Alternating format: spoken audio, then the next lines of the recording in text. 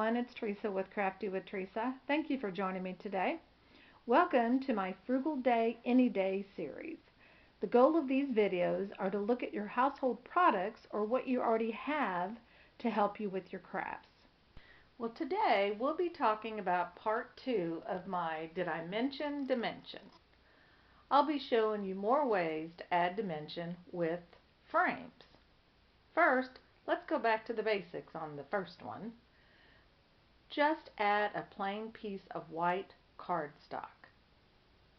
Maybe stepped up a bit. Next, I grabbed one of the frames I had in my ephemera stash. Next, how about just some good old-fashioned washi tape as a frame? I grabbed this at a scrapbooking store. It's by Pink Posh, I believe. I'll take a look at that and add that. And luckily, it has dies to cut each one of those pieces out. I actually needed those for a wedding album. But I'm actually going to take a look at those today too.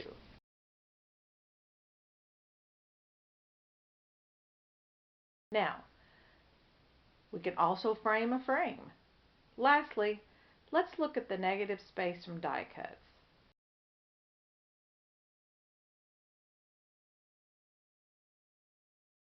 Now enough of my chatting, let's get to crafting.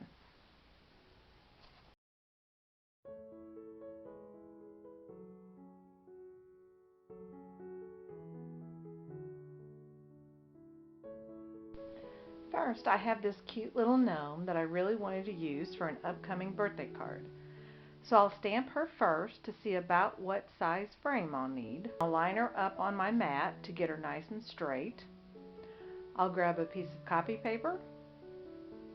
And because I'm going to be using alcohol markers, I'll ink her up with some Mento black ink. Then add her to the corner of that copy paper.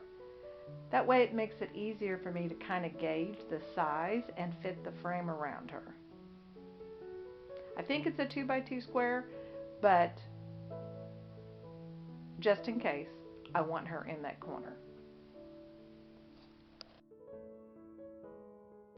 Now off screen, I cut that 2x2 square.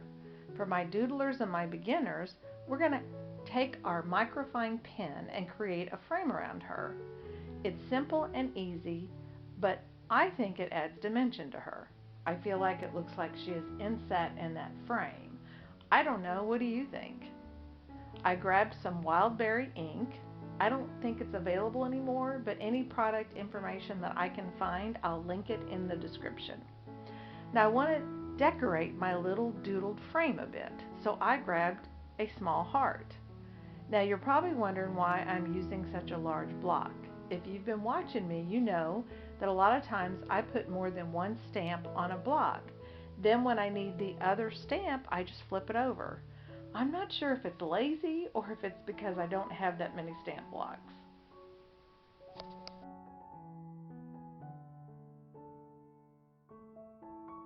Now I'll grab my pen and ruler and just draw the frame in.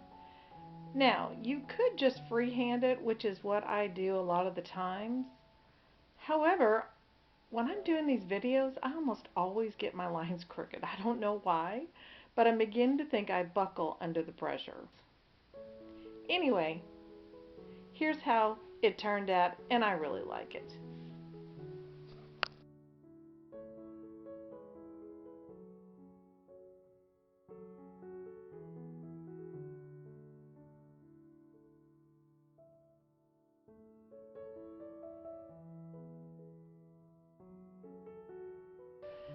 Next, I had a few frames available from my stash, so I thought I'd use them up. I have created several different sizes of this little gnome, but I still didn't like that she was a little cut off, so I decided to make my own frame just a little bigger. You could actually do this two ways, but here's what I decided to do. I used the ephemera frame as my guide. I went back to the little small hearts on the corner and then went back to my hand drawing. So as I'm drawing, I'm making sure to move the frame around and make it a little bit bigger. I'm not sure I'm explaining this right, so let me just show you.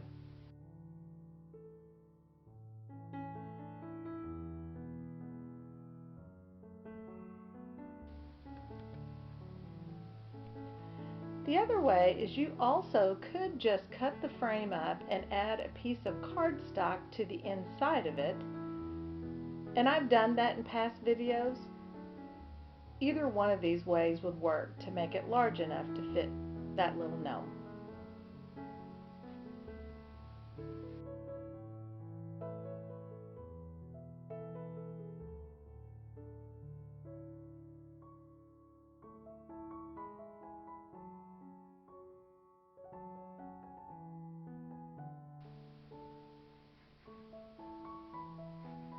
Now here are some of the ones I've finished. Some are colored, some are not. I wanted to just quickly show you.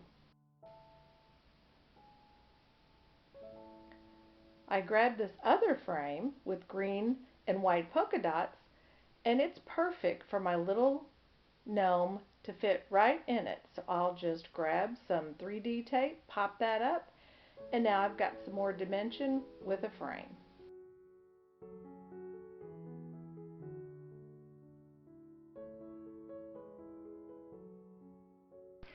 Now let's look at washi tape when we're thinking dimension. This is not new, but I like to bring back the old every now and then. I like to think washi tape as a frame. Add it around the edges of your focal point, and this adds some ever so slight dimension, which by the way will be good for those mailing cards because they do not add bulk. Oh, and I hope to have most of these cards done for the end of month video. On this one, I'll show you an idea of what I'm thinking of for the card.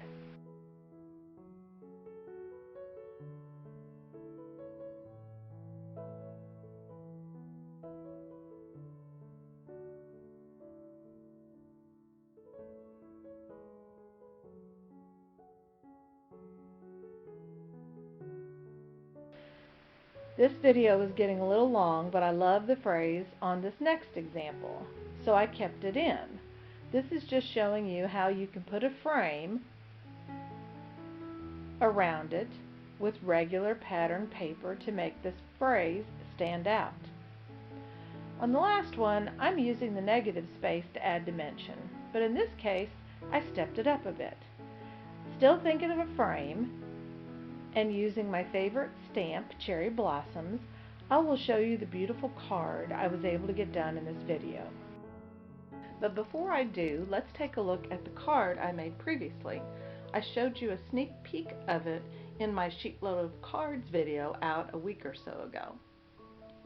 Now I've sped up the process part of putting this stepped up version of a framed card together to save time. But stick with me. I know this video is a little longer than my norm, but I think you'll love the way this card turned out.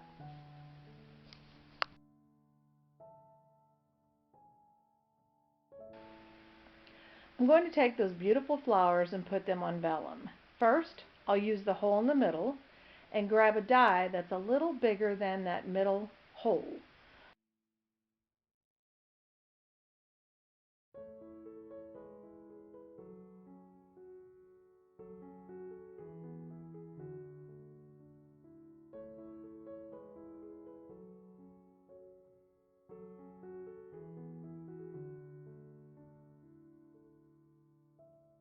Off screen, I cut out the larger circle.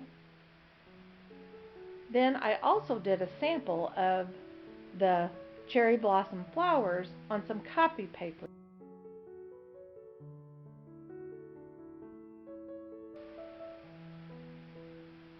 Next, I'll grab some vellum. Run over it with my anti-static pouch and stamp the flowers and emboss it in black powder.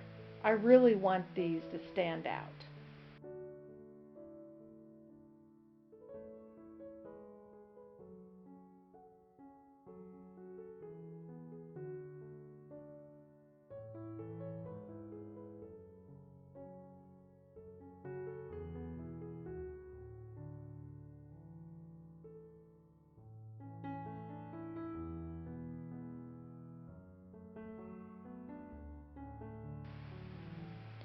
And I know cherry blossoms are supposed to be pink, but why not make them yellow?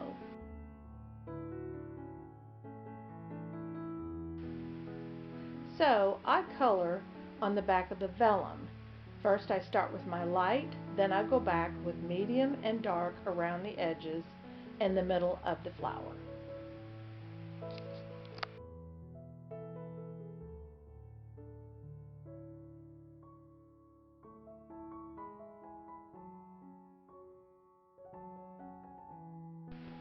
When working with cardstock that has been embossed with 3D folders, I almost always use more than one type of adhesive.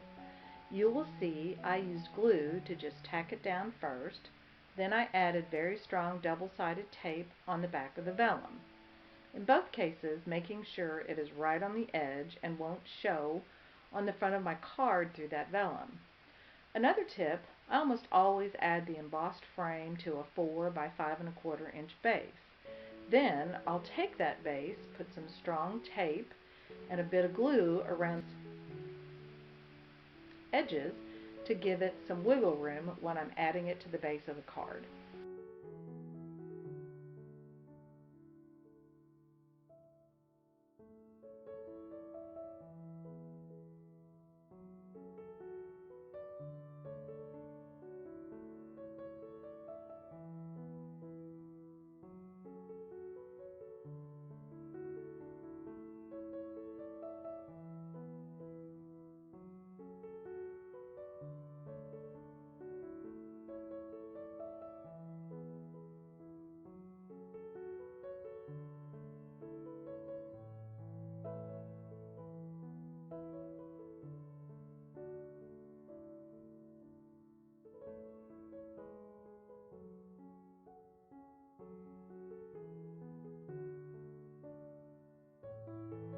Now to me, this design makes me think wedding or anniversary. I think it would be good for a sympathy card also, but I decided on a wedding card. So I grabbed the simple word love, stamped it out a few times, as I always do, grabbed the one I like, and then added some black cardstock to the back of the sentiment to give it a little pop.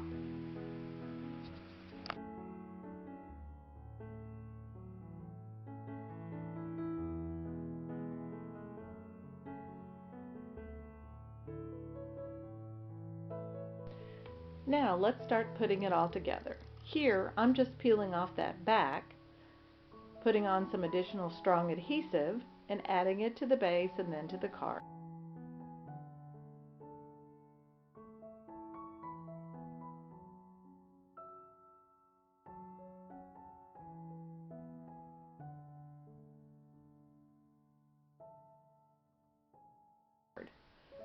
Next, I struggled a bit with where to put my sentiment. Finally, I decided on the bottom right.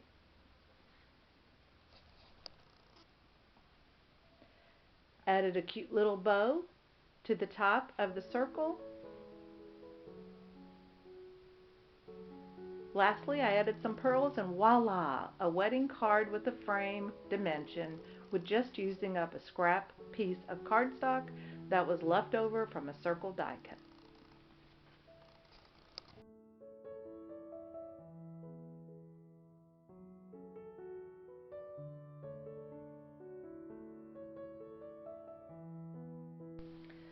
So that's what I have here for you today. Thank you so much for joining me. I hope today's video gave you ideas and inspiration. I don't always have time to finish the cards during my videos, so stay tuned because I will put the cards that I do finish in my end of month video, which is coming out soon.